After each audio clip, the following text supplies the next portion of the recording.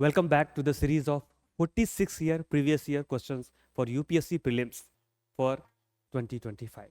In this series, we are discussing questions from 1979 to 2024 and we have classified all the question into these 5 units. तो सारे questions को हमने इन 5 unit में divide किया है और इस 5th यूनिट की 5 वीडियो हम ऑलरेडी कर चुके हैं. ये हमारा 6वां वीडियो है. So let's start. This is a question from year 2015. Questions को पढ़ते हैं. With reference to Indian economy consider the following. Number 1 bank rate, number 2 open market operation, number 3 public debt and number 4 public revenue. And the question is asking which of the above are component of monetary policies. तो इन चारों में से कौन सा monetary policy का component है, ये हमारा क्वेश्चन है.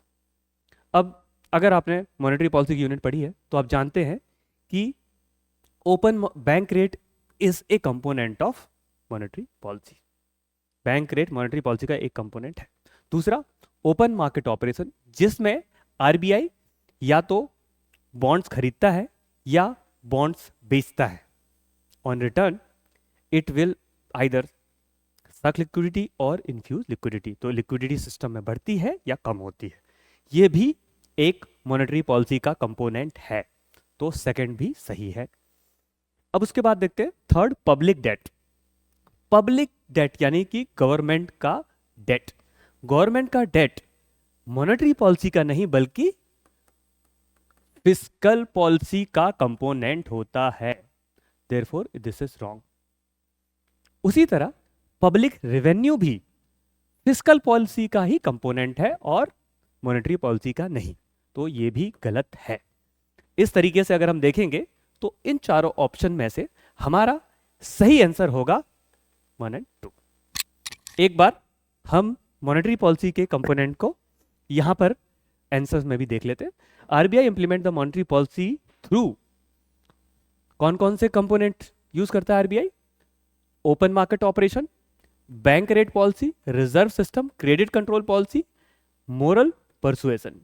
और इस डायग्राम में देखेंगे तो क्रेडिट कंट्रोल क्वांटिटेटिव कंट्रोल होते हैं, क्वालिटेटिव होते हैं. क्वांटिटेटिव में क्या क्या है अपने पास? Open market operation, bank rate, CRR, SLR and liquidity adjustment facility, जिसमें रेपो एंड रिवर्स रेपो आता है. अब रिवर्स रेपो और रेपो में क्या डिफरेंस होता है, आप इस डिफरेंस को कमेंट में लिखें. क्वालिटेटिव कंट्रोल जो कि दूसरा पार्ट होते हैं, इसमें आपका publicity, rationing, adjusting margin for loan, कितने मार्जिन की रिक्वायरमेंट होती है एक सेक्टर में लोन के लिए, adjusting rate on consumption loan, moral suasion and direct action. ये सारे जो मेथड्स हैं वो क्वालिटेटिव में आते हैं. और दूसरी तरफ जो हमने देखा bank rate, SRR, open market operation वगैरह क्वालिटेटिव में आते हैं. तो आई होप अब आपको ये एब्सोल्युटली क्लियर है कि इसमें से कौन से मॉनेटरी पॉलिसी के मेथड क्वांटिटेटिव क्वालिटेटिव में आते हैं और कौन से public debt and public revenue जो कि मॉनेटरी पॉलिसी में नहीं बल्कि फिस्कल पॉलिसी का पार्ट है. When the reserve bank of India reduces the statutory liquidity ratio by 50 basis point, तो 50 बेसिस पॉइंट से ये रेशियो कम किया. Which of the following is likely to happen. 2015 का क्वेश्चन है ये. तो अगर एसएलआर को 50 बेसिस पॉइंट से कम किया जाता है तो क्या होगा? ऑप्शन पढ़ते हैं. India GDP growth increase drastically. देखिए 50 बेसिस पॉइंट करने से लिक्विडिटी अवेलेबल होगी, लोन इजियर हो जाएंगे, जीडीपी बढ़ेगी. बट कैन वी से कि जीडीपी ड्रास्टिकली बढ़ेगी? ये क्वेश्चन है और मैं इस वजह से इस ऑप्शन को सही नहीं मार्क करना चाहूंगा. बाकी ऑप्शन भी पढ़ते हैं. फॉरेन इंस्टीट्यूशनल इन्वेस्टर में bring more capital into our country. देखिए अगर एसएलआर कम होगी तो हम एक तरीके से बोल सकते हैं ज़्यादा लिक्विडिटी अवेलेबल होगी. इस केस में एक्चुअली इंटरेस्ट रेट इंडिया में कम होगी और कैपिटल इंडिया में आएगा या नहीं आएगा ये डिपेंड करता है इंटरेस्ट रेट पर भी. तो अगर इंटरेस्ट रेट कम होंगे तो foreign institutional investor more than likely नहीं लाएंगे या जितना ला रहे थे उतना ही लाएंगे. तो हम ये नहीं बोल सकते कि they will bring more capital. Scheduled commercial banks में कट देयर लेंडिंग रेट. चलिए अब अगर आप जानते हैं एसएलआर वो कंपोनेंट होता है जो कि बैंक्स को गवर्नमेंट बॉन्ड, गोल्ड और कैश में रखना होता है, अगर और उस पर इंटरेस्ट रेट रिलेटिवली कम मिलता है। फॉर एग्जांपल अगर बैंक गवर्नमेंट बॉन्ड खरीदते हैं तो उस पर इंटरेस्ट रेट इस समय पर लगभग 6.7 6.8 होगा, वहां पर उन्हें कम इंटरेस्ट मिलता है। दूसरी तरफ लोन देने पर उन्हें 9 10 12 13 और ज़्यादा परसेंटेज, अगर माइक्रो फाइनेंस में देते हैं तो 20% भी हम करते हैं। तो एक तरीके से देखा जाए अगर एसएलआर 50 बेसिस पॉइंट से कम किया तो वो जो कैश है, वो जो कंपोनेंट है डिपॉजिट का, net demand and time liability का एज ए परसेंटेज, वो 50 बेसिस पॉइंट अवेलेबल होगा लोन देने के लिए। तो लोन की अवेलेबिलिटी एक तरीके से बढ़ गई। देयरफॉर शेड्यूल कमर्शियल बैंक, अब अगर मनी की सप्लाई बढ़ गई है एक तरीके से, तो हम ये बोल सकते हैं schedule commercial bank may cut their liquidity, may cut their lending rate. तो शेड्यूल कमर्शियल बैंक में, यहां पर देखिए ये भी एक not a very extreme word and we also need to keep this in mind. तो schedule commercial bank may cut their lending rate, तो ये एक ठीक ठाक ऑप्शन मुझे दिख रहा है इस समय। मैं इस ऑप्शन के साथ जा सकता हूं, बट उससे पहले मैं फोर्थ ऑप्शन पढ़ना चाहूंगा। It may drastically reduce the liquidity to the banking system. अब देखिए एसएलआर कम करने पे तो लिक्विडिटी बढ़ेगी, तो ये रिड्यूस बोल रहा है, तो ये ऑप्शन तो गलत ही है। तो इस तरीके से ये ऑप्शन भी गलत था, ये भी मैंने आपको बताया गलत था, और यहां पर ये ड्रास्टिकली लिखा है इसलिए ये गलत है। अगर ये बोलता कि जीडीपी ग्रोथ मार्जिनली बढ़ सकती है तो मैं इसको सही मार्क मान सकता था, लेकिन ड्रास्टिकली बोला तो ये रिजेक्ट हो गया। तो इस तरीके से हमारा सही आंसर सी है। तो I hope this is clear कि एसएलआर का क्या इंपैक्ट होता है। ये देखिए यहां पर एसएलआर को ग्राफिकली एक्सप्लेन किया गया। अगर एक डिपॉजिटर 2000 रुपए डिपॉजिट करता है तो ये जो बैंक है उसको उसका अजूम यहां पर किया जा रहा है 18% एसएलआर है, राइट। तो 18 दूनी 36, 2000 में से 360 रुपए उन्हें गवर्नमेंट डेट में रखने पड़ेंगे जो कि इंटरेस्ट मिलेगा। बाकी जो 1600 है, 1640 है, उसको ये जो बैंक है वो लोन दे सकती है, और अगर इसे कम कर दिया जाए तो ये अमाउंट घट जाएगा और ये जो अमाउंट है ये बढ़ जाएगा। तो इस तरीके से बैंक के पास लिक्विडिटी बढ़ जाती है और उस ज्यादा अमाउंट से लोन दे सकते हैं। देयरफॉर दे में वो इंटरेस्ट रेट को कम कर सकते हैं, जरूरी नहीं है लेकिन हो सकता है वो कम कर दें, इसलिए हमारा ऑप्शन सी ही सही था। चलिए अब ये क्वेश्चन देखते हैं हम। What is are the purposes of marginal cost of fund based lending rate. तो marginal cost of fund based lending rate जो कि आरबीआई ने अनाउंस किया था, उसका पर्पस क्या था। दोनों स्टेटमेंट पढ़ते फिर ऑप्शन देखेंगे। These guidelines help improve the transparency in the methodology followed by bank for determining the interest rate on advances। तो ट्रांसपेरेंसी लाते हैं जो भी मेथोडोलॉजी बैंक फॉलो कर रहे थे। अगर आपको पता है मार्जिनल कॉस्ट ऑफ लेंडिंग का जो बैकग्राउंड है क्यों लाया गया था, तो ट्रांसपेरेंसी एक रीजन था, और बैंकिंग सिस्टम है जहां पर सारे लोग बोरो करते हैं इन्वेस्टमेंट के लिए, कंजम्पशन के लिए, वहां पर तो ट्रांसपेरेंसी होनी भी चाहिए। अगर आपको पता था तो भी ठीक है, अगर नहीं भी पता था तो it seems like logical answer, logical लग रहा है कि भाई ट्रांसपेरेंसी की बात कर रहे हैं, इसमें कोई बुराई नहीं है। एडवांसेस में ट्रांसपेरेंसी, किस इंटरेस्ट रेट पे लोन मिल रहा है, ये तो होनी भी चाहिए। तो हम इसको सही मान सकते हैं अगर आपको पता है तो भी, और अगर नहीं भी पता तो आप रीजनेबल लग रहा है, इसको सही माना जा सकता है। Second statement, these guidelines will help ensure availability of bank credit at interest rate which are fair to borrower as well as bank। तो ये जो गाइडलाइन है ये इंश्योर करेंगी कि जो बैंक है और उधार लेने वाला व्यक्ति है या संस्था है, उनको बैंक की क्रेडिट फेयर रेट पे अवेलेबल हो। ये भी लॉजिकल और रीजनेबल स्टेटमेंट ही लग रहा है, तो आप इसको भी सही मान सकते हैं अगर आपको ये नहीं पता है। अगर पता है तब तो आप इसको सही मानेंगे ही, अगर नहीं भी पता है तो इसको सही माना जा सकता है, ये भी सही है। अब ऑप्शंस में से चूज करें, दोनों सही हैं तो बोथ 1 and 2 आर करेक्ट। ये देखिए, तो अगर आपको ये क्वेश्चन पता था, मार्जिनल कॉस्ट ऑफ लेंडिंग का कॉन्सेप्ट पता था, तो भी आप इसको सही मार्क करते। नहीं भी पता होता तो मैं इसे अपने कॉमन सेंस से दोनों को सही मार्क कर देता। चलिए अब इसका आंसर देखते हैं, सी ही है। ऑप्शन आंसर पढ़ भी लेते हैं। विद इफेक्ट फ्रॉम 1 अप्रैल 2016, तो 2016 की बात है ये। All loans in India shall be priced with reference to marginal cost of fund based lending rate which will comprise of, क्या क्या इंक्लूड होगा इसमें? Number 1 marginal cost of funds, number 2 negative carry on account of CRR, number 3 operating cost, number 4 tenor of premium. ये सारी component को include करके एक marginal cost of fund based lending निकाली जाएगी। Bank shell review and publish MCLR every month, तो MCLR हर महीने रिव्यू करनी है और पब्लिश करनी है on a pre announce date. Marginal cost of fund based lending will comprise of marginal cost of borrowing and return on net worth, दोनों include होगा। Both are right. ये इसको आरबीआई की प्रेस रिलीज से सीधा उठाया हुआ था। तो अगर कोई इंपॉर्टेंट चेंज होता है बैंकिंग में, लोन की प्राइसिंग में, तो आरबीआई के प्रेस रिलीज से ये आंसर आया है। तो करंट अफेयर में रिसेंटली जो चेंजेस हुए हैं लेंडिंग के पर्सपेक्टिव से, मैं चाहूँगा कि आप उनको देखें, और इस समय क्या मेथोडोलॉजी फॉलो होती है लोन की प्राइसिंग में, कमेंट सेक्शन में लिखें। तो ये था हमारा question marginal cost of fund based learning पर। The establishment of payment bank in is being allowed in India to promote financial inclusion. Which of the following statement are correct? तो India में payment bank का establishment किया गया है financial inclusion के लिए। इस कंटेक्स्ट में क्वेश्चन पढ़ने में 2016 क्वेश्चन है। Statement 1, mobile telephone companies and supermarket chain that are owned and controlled by resident are eligible to be promoter of payment bank. तो mobile telephone companies and supermarket chain है, ये resident के द्वारा जो control है, they are eligible to be promoter of payment bank. अब जैसा कि आपको पता है, मैं तो personally I have used Airtel payment bank and I know it is long, तो I will say this statement is correct. Payment bank can issue both credit card and debit card. अब यहां पर आपको पेमेंट बैंक का concept पता होना चाहिए।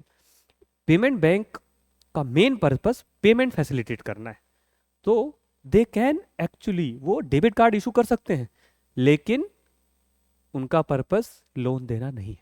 वो क्रेडिट कार्ड एक तरीके का लोन ही होता है, तो वो क्रेडिट कार्ड इशू नहीं कर सकते। Payment bank can not undertake lending activities, can not, तो पेमेंट बैंक लेंडिंग नहीं कर सकते। ये मैंने आपको सेकंड स्टेटमेंट में भी बताया था। यस, पेमेंट बैंक लेंडिंग नहीं कर सकते, दिस स्टेटमेंट इज करेक्ट। तो आपका सही ऑप्शन क्या बचा? Option B, both 1 and 3 are correct. चलिए इसका आंसर देख लेते हैं। They can enable transfer and remittance through mobile phones. The RBI guidelines say that payment bank cannot undertake lending activities. Guideline में ही लिखा हुआ है ये। इसके अलावा mobile phone company and supermarket are eligible but payment bank cannot issue credit card और give loan. So guys, eliminating option 2, आपके पास 1 and 3 ही बचता है। आई होप ये क्वेश्चन आपको बिल्कुल क्लियर है। मैं चाहूंगा आप कमेंट सेक्शन में लिखें पेमेंट बैंक सेटअप करने का रिकमेंडेशन किस कमेटी ने दिया था, write in the comment section. और जो सही आंसर देगा we will like that comment. अगला क्वेश्चन देखते हैं। The term core banking solution is sometimes seen in the news. Core banking solution कई बार न्यूज में सुनने को मिलता है। Which of the following statement best describe this term? 2016 का क्वेश्चन है, कौन सा टर्म सही से डिस्क्राइब करता है? चलिए स्टेटमेंट पढ़ते हैं। It is networking of a bank branches. Networking है किस चीज की? बैंक ब्रांचेस की। Which enables customer to operate their account from any branch of the bank on its network regardless where they open an account. तो ये bank की branches का network है जहां पर आप अपना अकाउंट कहीं से भी ऑपरेट कर सकते हैं। कोर बैंकिंग सॉल्यूशन, अगर आपने ये टर्म सुना है तो ठीक है, नहीं भी सुना हो तो ये जो स्टेटमेंट है थोड़ा सा लॉजिकल रीजनेबल लग रहा है, और अगर आपको नहीं भी पता है तो आई वुड से कि इसको आप सही मान के चल सकते हैं। ये एक क्वेश्चन सॉल्व करने की थोड़े से ट्रिक्स हैं जो मैं आपको बता रहा हूँ। अगर एक्सट्रीम नहीं है, रीजनेबल सा लग रहा है, तो कई बार आप उसको सही मान के चल सकते हैं अगर आपको वो कॉन्सेप्ट नहीं पता है। सेकंड स्टेटमेंट पढ़ते हैं। It is an effort to increase RBI control over commercial bank through computerisation. It is an effort to increase RBI control over commercial bank through computerisation. May be, may not be. चलिए तीसरा statement पढ़ते हैं, फिर second पे वापस आएंगे। It is detailed procedure by which a bank with huge non-performing asset is taken over by another bank. Detailed procedure है, core banking solution तो नाम है इसका। With which huge non-performing asset, ये भी extreme word है, ठीक है। Taken over by another bank, मतलब नाम में NPA वगैरह का कुछ है नहीं, और ये related भी नहीं है एक्चुअली, तो ये तो गलत है।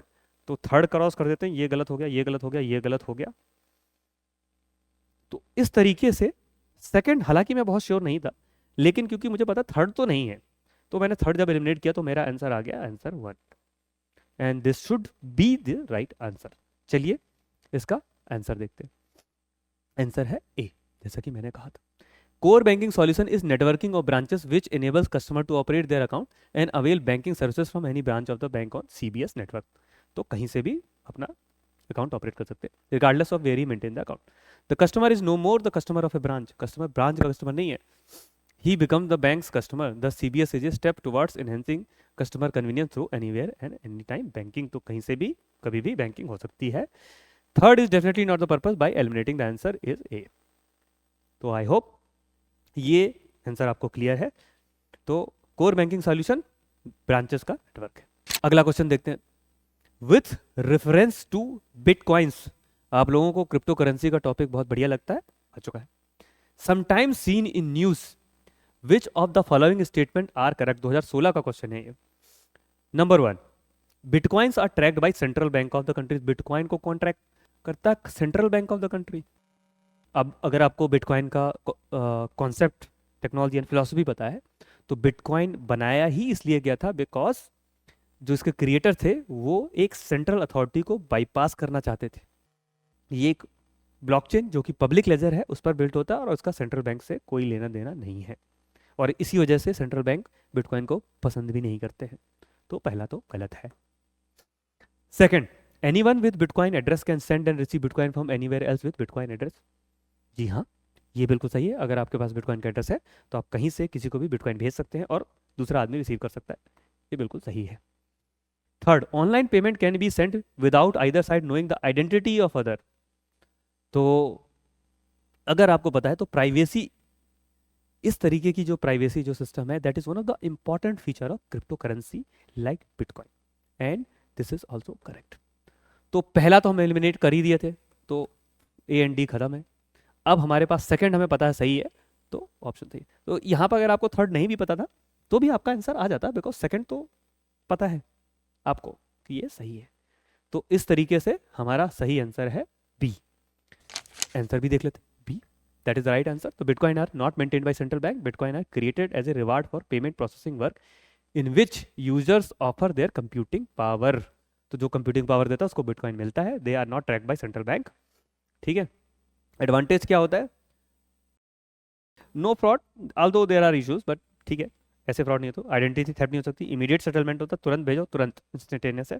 Access to everyone and lower fees, यहाँ पर फीस वगैरह नहीं होती है। फीस ज़्यादा, पुराने जो पेमेंट है उनमें फीस ज़्यादा होती है क्योंकि बैंक जो है वो अपने चार्जेस लगाते हैं, उसमें ऐसा कोई इंटरमीडिएट है नहीं, तो कोई चार्जेस होते नहीं। अगला question, the term base erosion and profit shifting is sometimes seen in the news in the context of. तो बेस इरोजन प्रॉफिट शेयरिंग एक टर्म है, ये किस वजह से न्यूज में रहता है?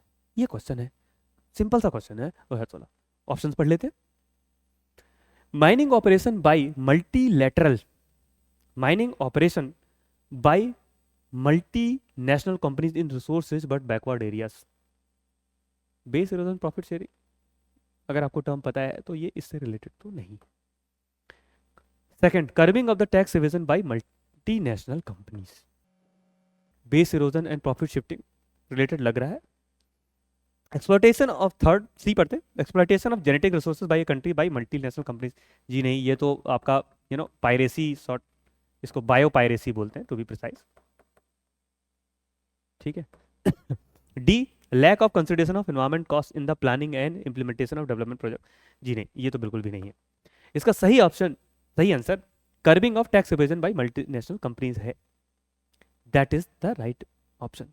अब मैं आपको बताना चाहूंगा कि जो मल्टीनेशनल कॉर्पोरेशन है वो प्रॉफिट शिफ्ट करते हैं। दे प्रॉफिट, आपको मल्टीनेशनल ऑपरेशन है तो प्रॉफिट आपको कहाँ बुक करना है वो डिसाइड करती है company on the basis of tax rate कहाँ है।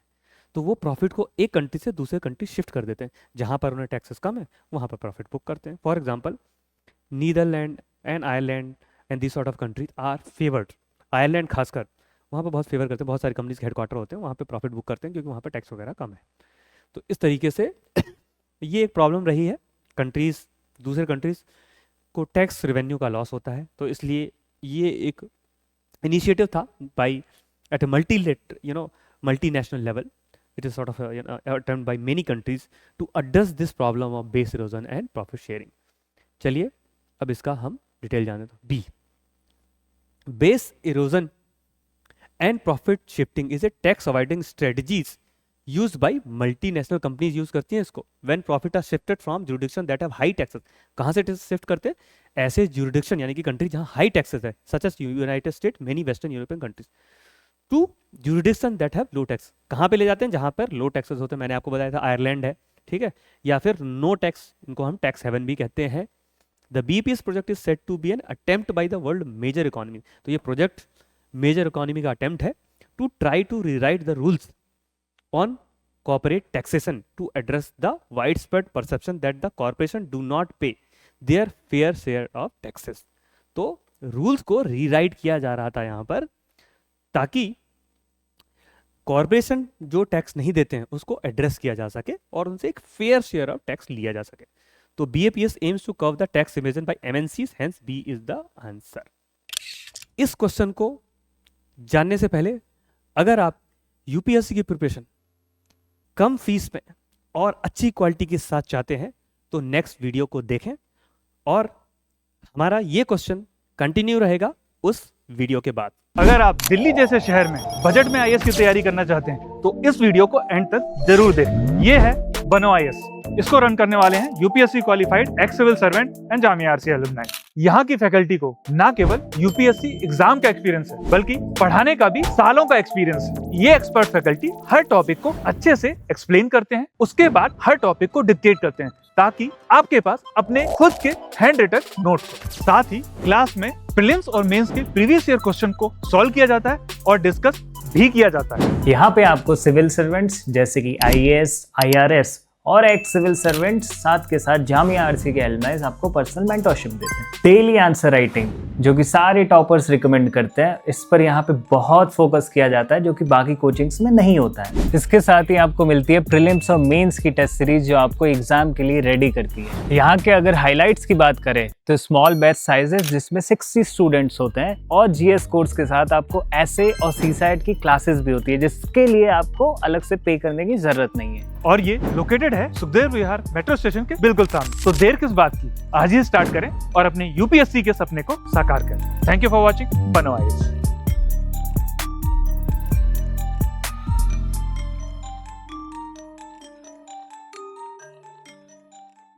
Welcome back after this short video.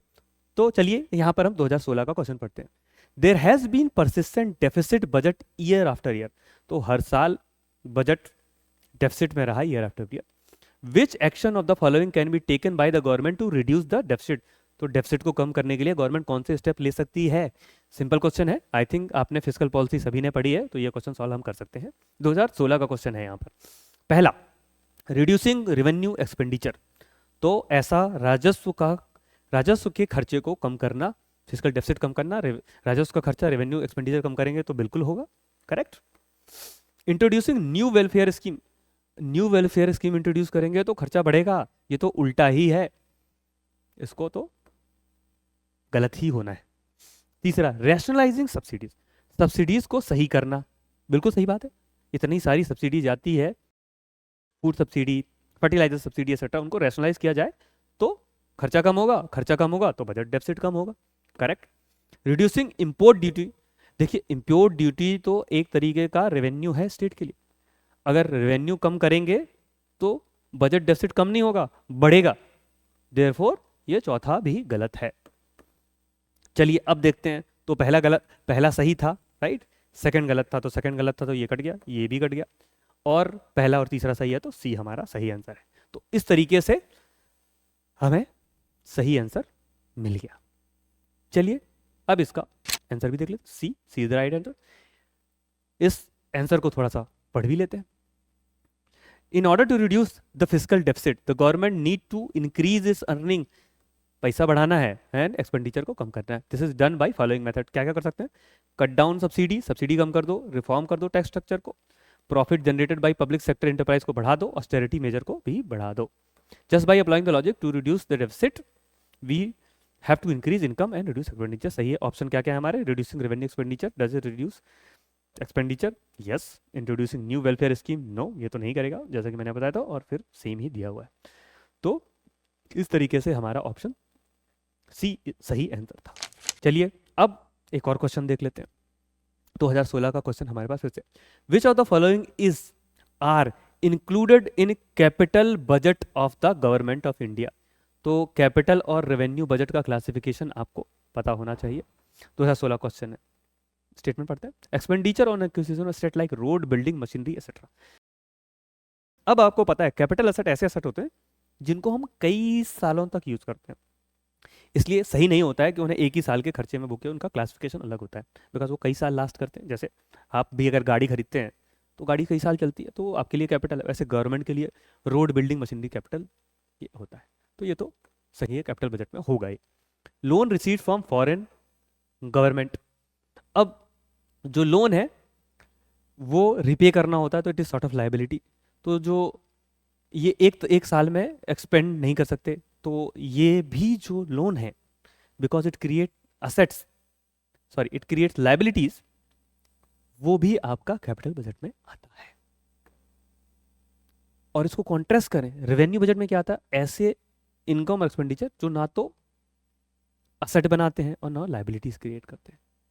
तो इसका जो कैपिटल बजट है वो इनवर्स है, या तो वो असेट बनाएगा या तो लाइबिलिटीज क्रिएट करेगा। अब लोन फॉरेन गवर्नमेंट से लिया है, लोन लिया है तो लौटाना तो पड़ेगा, तो ये लाइबिलिटीज बन गई। ठीक है, तो लोन इज लाइबिलिटी, तो ये कैपिटल बजट में आएगा।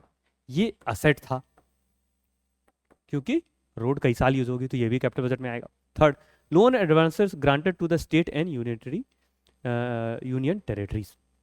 तो लोन और एडवांसेस अगर स्टेट को दिए हैं तो स्टेट को वापस पे करना पड़ेगा। एक होता है रेवेन्यू ट्रांसफर करना, अगर वो होता तो वो कैपिटल बजट में नहीं आता, लेकिन अगर लोन और एडवांस दिए तो स्टेट को भी वापस करने पड़ेंगे, तो ये भी इसमें आएगा। तो इस तरीके से हमारा आंसर होगा, सही आंसर डी। चलिए अब इसका आंसर देख लेते हैं। Answer is D. The item, main item of capital budget are receipt and expenditure for capital financial gain. It also include loan raised by government from public.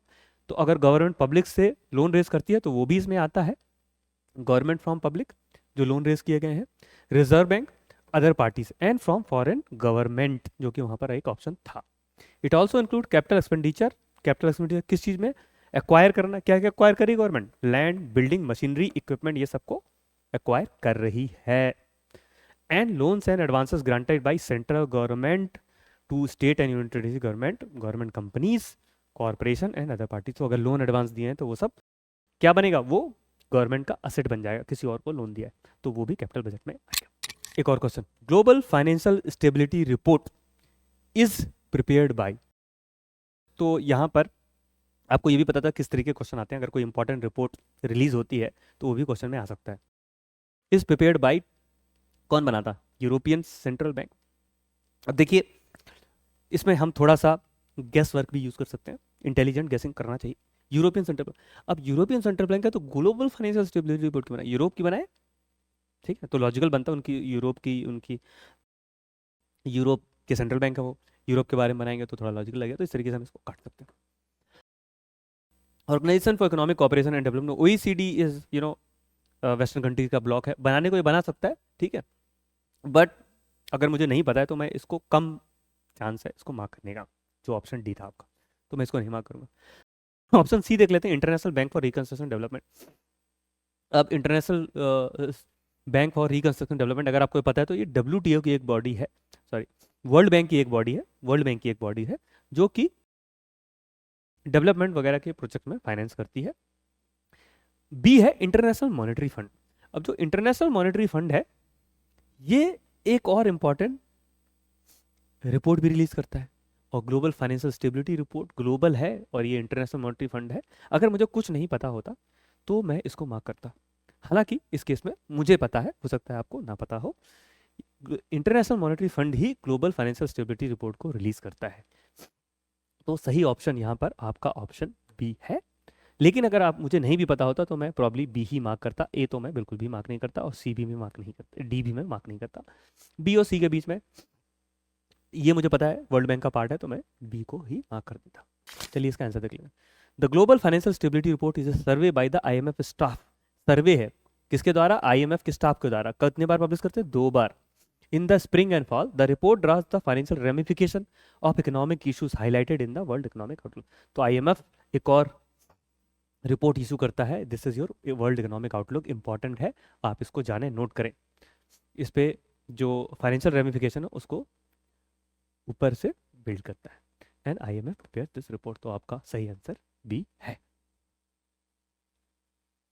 चलिए एक और क्वेश्चन देख लेते हैं। With reference to governance of public sector banking in India consider the following statement. तो public sector banking के बारे में हमें ये स्टेटमेंट कंसिडर करने, 2018 का क्वेश्चन है ये। Number 1, capital infusion into public sector banks by government of India has steadily increase in the last decade. Capital infusion public sector bank में बढ़ता गया, स्टेडली मतलब बढ़ता ही गया है लास्ट डिकेड में, ठीक है।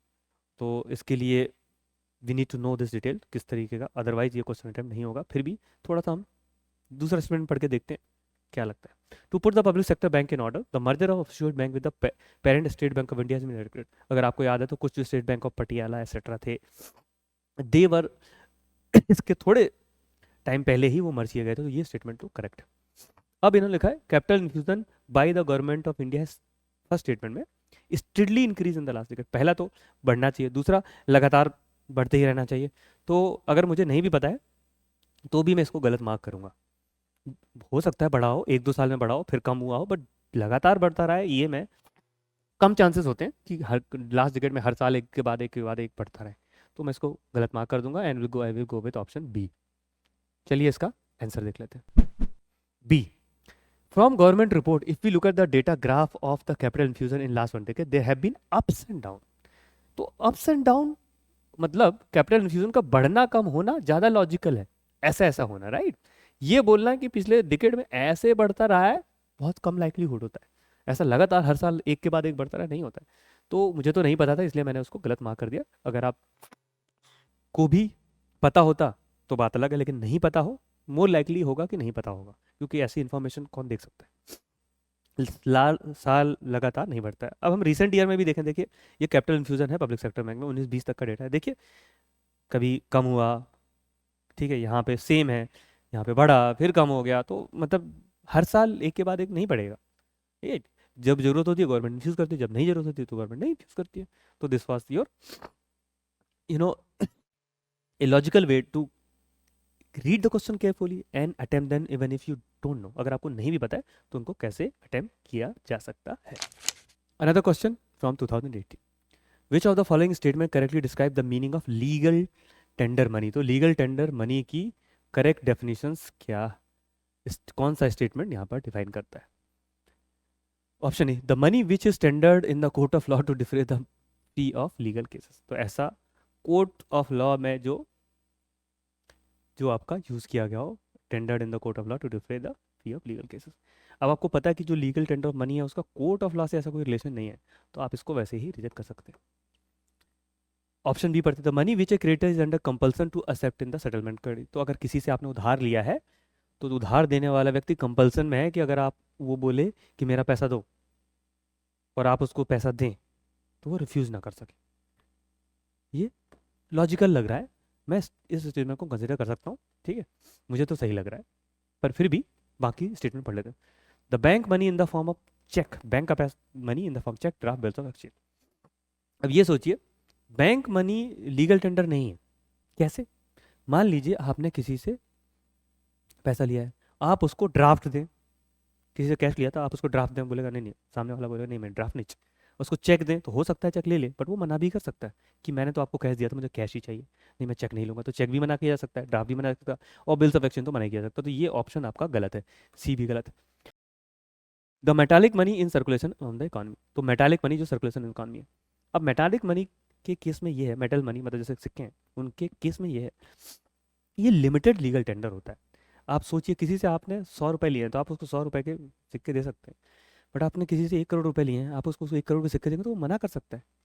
उसका ये इट इज़ लीग, ही और she is legally allowed to refuse that, मैं इतने कॉइन नहीं लूँगा। कॉइन जो होते हैं वो एक लिमिटेड टेंडर होते हैं। तो अगर यहाँ पे मेटालिक मनी का रेफरेंस हम कॉइन मान लेते हैं तो कॉइन लिमिटेड टेंगर होते हैं, वो मना किया जा सकता है, तो इसको मैं नहीं जाना चाहूँगा। इस केस में मेरे पास सही आंसर बी बचेगा, जो कि क्रेडिटर मना नहीं कर सकता, that is the right answer. मैं इस आंसर के साथ जाऊंगा बी। अब इसका हम आंसर देख लेते हैं। एनसीईआरटी क्लास 12 क्या बोलता है? बी ही बोलता है, macroeconomic chapter 3। Legal tender is a fiat money which can not be refuse by any citizen of the country. तो ऐसा गवर्नमेंट बैक्ड, फिएट बोले तो गवर्नमेंट द्वारा बैक पैसा है जिसको कोई भी सिटीजन मना नहीं कर सकता, तो बी इज द अप्रोप्रिएट। तो अब थोड़ा सा लीगल टेंडर क्या होता है इसको भी समझ लेते हैं, ये इंपॉर्टेंट है। लीगल टेंडर कैसे क्या होता है? गवर्नमेंट या सेंट्रल बैंक इशू करती है लीगल टेंडर, कॉइन भी होते हैं इसमें, नोट्स भी होते हैं। ये इंडिविजुअल यूज करते हैं पेमेंट में, ट्रांजैक्शन में, रिपेमेंट ऑफ डेट में और टैक्सेस में, इन सब में यूज करते हैं। What is legal tender? एक form of money which can not be refuse by any citizen for settlement of money. तो ये ऐसा पैसा है जिसको कोई भी सिटीजन सेटलमेंट में मना नहीं कर सकता। लीगल टेंडर क्या क्या है? Can not be refuse by any citizen settlement. Example currency के नोट हो गए और कॉइन हो गए, बट कॉइन लिमिटेड होता है, ये याद रखिएगा। 1 करोड़ के कॉइन नहीं दे सकते आप किसी को। फिर है not legal tender can be refuse by any citizen settlement. Example fix deposit, किसी से पैसे लिए थे 10,000 रुपये, उसको फिक्स डिपॉजिट दे दिया, मना कर देगा वो, ठीक है, तो ये नहीं है। डिमांड डिपॉजिट ये भी नहीं होता। और not legal tender, limited legal tender, unlimited legal tender. तो वो मैं आपको बता रहा था, लीगल टेंडर 2 तरीके होते हैं, जैसे कॉइन जो होता है वो लिमिटेड होता है और जो करेंसी होता है वो अनलिमिटेड होता है, कितना भी दो आप करेंसी, कोई मना नहीं कर सकता, ठीक है। चलिए एक और क्वेश्चन 2019 से। The service area approach was implemented under the purview of. Service area की अप्रोच है वो इनमें से किस में इंप्लीमेंट की गई थी? Service area option, integrated rural development programme, integrated rural development programme. चलिए मुझे तो अप्रोप्रिएट नहीं लग रहा है, बहुत ज़्यादा मुझे रूरल डेवलपमेंट प्रोग्राम के बारे में पता नहीं है, बट मुझे अप्रोप्रिएट नहीं लग रहा है, तो I will not mark. Let's read other option then decide. Lead bank scheme, ठीक, बैंकिंग सिस्टम के बारे में पढ़ा है, लीड बैंक के बारे में कुछ पता है आपको? तो लीड बैंक में एक लीड बैंक होता था एक एरिया, एक डिस्ट्रिक्ट का, और ये जो लीड बैंक है यहां पर क्रेडिट एसेट्रा के हिसाब से एक डेवलपमेंट प्लान को बनाता था फॉर दैट डिस्ट्रिक्ट, उस डिस्ट्रिक्ट के लिए। और बाकी जो क्रेडिट इंस्टीट्यूशन है, बाकी बैंक हैं, उनकी एक्टिविटीज को कोऑर्डिनेट करता था एक डिस्ट्रिक्ट के लिए। तो सर्विस एरिया अप्रोच, उस एरिया को पूरी सर्विस को कोऑर्डिनेट करना, इंश्योर करना, ये लीड बैंक का काम था। तो ये ऑप्शन मुझे सही लग रहा है, बट फिर भी मैं बाकी ऑप्शन पढ़ूंगा। सही लग रहा है मुझे B, Mahatma Gandhi national rural employment guarantee scheme. ये तो एम्प्लॉयमेंट गारंटी इंश्योर करती है, जो भी लोग 100 डेज से एम्प्लॉयमेंट चाहते हैं, तो मुझे अप्रोप्रिएट नहीं लग रहा है। National skill development mission, this is about skill development, not really about service area approach, तो मैं इसको काट दूंगा।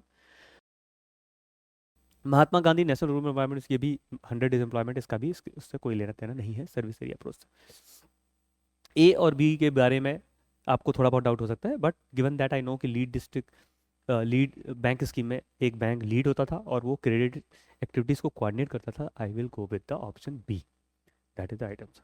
चलिए आज इसका आंसर भी देख लेते हैं, B, basic function of lead bank. तो लीड बैंक का क्या function? Preparation of service area credit plan, सर्विस एरिया का जो क्रेडिट प्लान बनाना वहाँ का, coordination with the effort of government, बाकी बैंक क्रेडिट एजेंसी उनसे कोऑर्डिनेट करना। Service area approach is modification of lead bank scheme. तो ये जो लीड बैंक स्कीम का जो है उसी का मॉडिफिकेशन है service area approach. What is lead bank? A bank which coordinate banking activities, banking institution की उस डिस्ट्रिक्ट में कोऑर्डिनेट करता था, उसको लीड बैंक बोलते थे। Act as a consortium leader, तो कंसोर्शियम अगर कुछ बड़ी लैंडिंग होने उसका लीडर काम करेगा। A bank in each district is selected as a key instrument. तो एक बैंक होता था वह हर डिस्ट्रिक्ट का, वो लीड बैंक होता था, बाकी बैंक जो है उसके साथ और क्रेडिट एजेंसी उसके साथ काम करती थी। तो ये सही आंसर है। आई होप ये आंसर आपको क्लियर हो चुका है। चलिए अब एक और क्वेश्चन देखते हैं। विच of the following is issued by registered foreign portfolio investor to overseas investor who want to be part of Indian stock market without registering themselves directly? तो इनमें से कौन सा रजिस्टर्ड फॉरेन पोर्टफोलियो इन्वेस्टर्स हैं उनके द्वारा इशू किया जाता है? किसको इशू किया जाता है? टू ओवरसीज इन्वेस्टर, फॉरेन के ही इन्वेस्टर जो कि इंडियन मार्केट का पार्ट बनना चाहते हैं बट खुद रजिस्टर नहीं करना चाहते। तो ये बोल रहा है कि ऐसा कौन सा इंस्ट्रूमेंट है इसमें से जिसमें एक रजिस्टर्ड इंस्टीट्यूशन है, ये रजिस्टर्ड है फॉरेन इन्वेस्टर, और यहाँ पर एक अनरजिस्टर्ड है, ये बिना रजिस्टर हुए इंडिया में इन्वेस्ट करना चाहता है। तो ऐसा कौन सा ऐसा इंस्ट्रूमेंट है जो इशू किया जाता है? तो सर्टिफिकेट ऑफ डिपॉजिट, ये तो आप जानते हैं, ये सर्टिफिकेट ऑफ डिपॉजिट जो होता है ये बैंक इशू करते हैं इंटरबैंक मार्केट में, ये गलत है। कॉमर्शियल पेपर, ये तो बैंक और जो कॉर्पोरेट्स होते हैं वो इशू करते हैं, ठीक है, मनी मार्केट में, ये भी गलत है। फिर है प्रोमिसरी नोट, हो सकता है आपको ना क्लियर हो, but this is also about payment, that this is how much the one party will make payment to that. Participatory note, ये वैसा इंस्ट्रूमेंट है, इसमें एक registered foreign portfolio investors securities खरीदता है, उसके अगेंस्ट पार्टिसिपेटरी नोट इनको इशू कर देता है, यानी कि इसमें जो प्रॉफिट होगा लॉस होगा उसमें पार्टिसिपेशन है अनरजिस्टर्ड का। तो ये सही आंसर है, this is the right answer. चलिए अब इसका answer, participatory note, P note, a foreigner wishes to invest in India but a foreigner wishes to investment, invest तो करना चाहते हैं, ठीक है, but do not want to go through hassle of register, तो रजिस्ट्रेशन की हैसल जो है सेबी के साथ नहीं करना चाहते, पैन नंबर, डीमैट ये सब नहीं करना, तो वो एक SEBI registered foreign institutional investor को अप्रोच करेंगे और इन्वेस्ट करेंगे वाया पार्टिसिपेटरी नोट। तो that is the right answer. In the context of any country which one of the following would be considered as a part of इस social capital, तो किसी country के context में इनमें से किसको सोशल कैपिटल माना जाएगा? Option A, the proportion of literate in the population, literate in the population तो लिटरेसी है भाई, ये सोशल कैपिटल थोड़ी ना है, गलत। द स्टॉक ऑफ इस बिल्डिंग अदर इंफ्रास्ट्रक्चर, ये तो इसका इंफ्रास्ट्रक्चर है, द स्टॉक है, ठीक है, ये सोशल कैपिटल मतलब यहाँ पे सोशल की बात कर रहे हैं, यहाँ पे फिजिकल की बात कर रहा है, ये भी गलत, कैंसिल कर दो। Option C, the size of population in the working age group, ये तो वर्किंग एज पॉपुलेशन है, इसको शायद वर्कर पॉपुलेशन रेशियो भी बोला जाता है, ये भी गलत है। The level of mutual trust and harmony in the society, ये सही लग रहा है, सोशल की बात हो रही है और mutual trust and harmony in the society, तो मैं इसी को सही मानूंगा और यही सही होना भी चाहिए।